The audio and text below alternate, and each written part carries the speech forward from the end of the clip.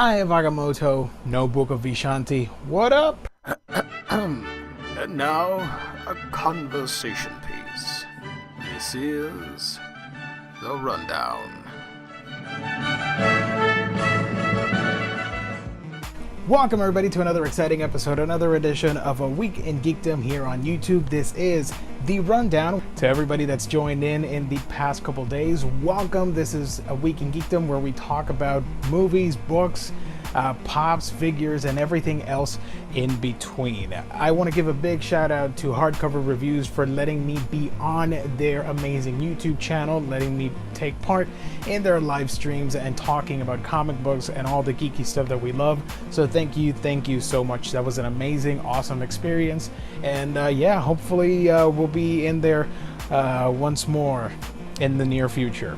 So yeah, Doctor Strange, guys, I finally saw this movie. It's been a week. I waited. I watched all the reviews. I read all the critiques and all that stuff. And I just want to keep this brief because you've already seen the movie. I just want to give out a few of my pointers as to why this was an awesome Marvel movie, but at the same time, kind of okay, in my opinion.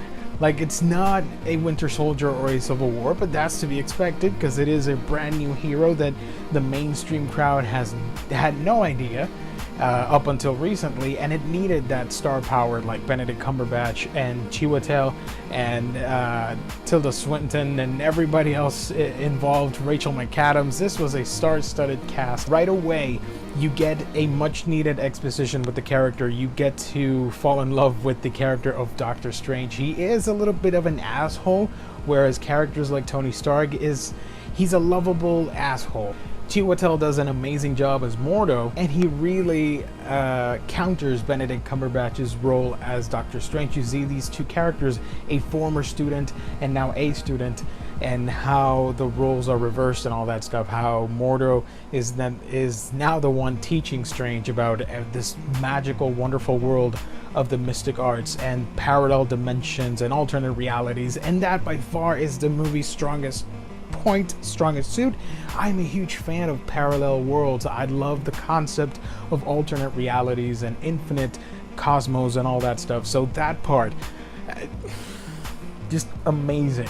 Probably everybody's standout scene is that introduction to the multiverse, where the Ancient One places her thumb on Strange's forehead, and you see all this visual orgasmic journey that he goes through, and it's just so riveting, and it looks so great in cinemas that really I am shocked and just amazed that you could translate Steve Ditko's wacky ass art from the 60s into the future, into now 2016, where we have the capacity to pretty much do anything in cinemas.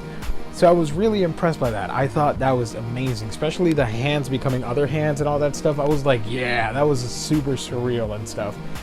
And as usual, I gotta touch upon Mads Mikkelsen. He is a great actor, one of my favorite actors. Unfortunately, once again, the trope with all the Marvel Cinematic Universe movies, I could not give a rat's ass about Caecilius. He is a C-lister from the comic books, and in here it kind of shows. There's really no motivation whatsoever than I just want to bring the ancient evil and all that stuff, and yeah, that's about it. I mean, you have so many great Marvel villains, especially on the Netflix side. Anyway, that doesn't matter. We're talking about the movie, right? I thought Caecilius was expendable. I did not really care that much about him. However, he looked fantastic. He looked awesome, especially with all those wind effects and crystals and all that stuff.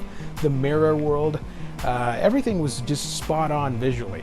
Thematically, however, I think Doctor Strange suffers from a little bit too much of a over-exposition.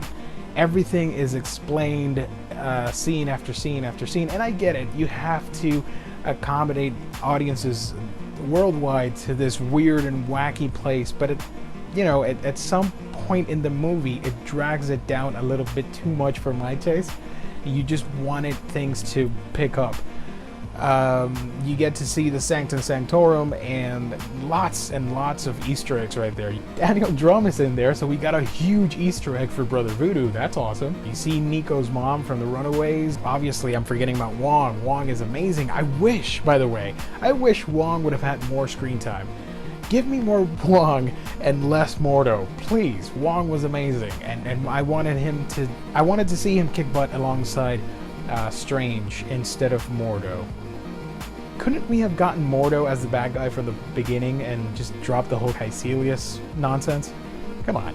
As usual with these Marvel Cinematic Universe movies, there is a ton of Easter eggs, a ton of references to other works, and this directly leads into our next adventure in the Marvel world, which will be Thor 3 and the Avengers Infinity War, because we get the revelation, although we sort of knew about it, that the Eye of Agamotto, at least in the MCU, is an Infinity Stone. I don't know how to feel about that. I thought this movie was going to stay way apart from all that cosmic nonsense, but then again, cosmic, multiverse, infinite worlds, it was bound to happen, so I don't really mind that much. However, like I said at the beginning, really, no Book of Vishanti. That was the one thing I was like really pumped about. All the spell casting and all that stuff, I was missing that a little bit, but instead we got some really cool effects and really cool action scenes with Strange, especially all the Matrixy, Inceptionist thing that was going on in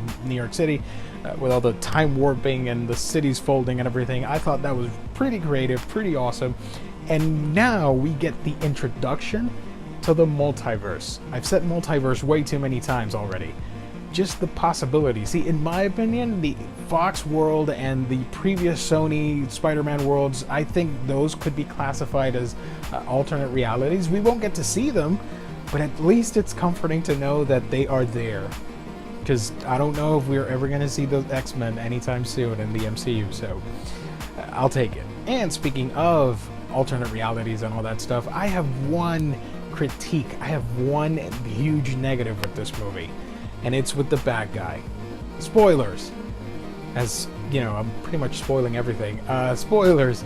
Dormammu is finally in here. He gets referenced a lot. I don't know if I would have gone with Dormammu on my first movie with Doctor Strange. I'm sorry, I would have preferred a big showdown with a human magical wielder person, if that makes sense, and then you'd lead up to Dormammu eventually in a sequel, because the first time I saw him, he had this ridge thing across his face, and I kept thinking, hey, wait a minute, I know Dormammu's in here, but that kind of looks like Thanos, and it's all purple and stuff. I don't know if that was intentional, sort of like a reference, because, hey, you've seen that big purple guy, here's that other big purple guy.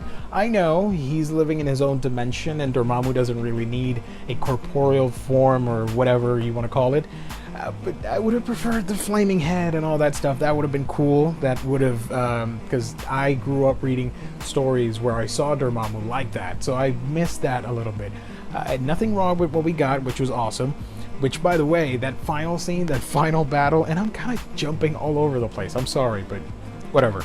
That final battle, quite possibly one of the best superhero battles of all time. Why is that? Because other heroes will just plainly sacrifice their lives to attack and try to destroy this enemy or whatnot. Here we have Doctor Strange literally sacrificing his life for all friggin' eternity to save us from the wrath of Dormammu, which, by the way, Dormammu is mentioned as being the devourer of worlds. I'm gonna be super pissed if we never see Galactus in the MCU and he is the placeholder.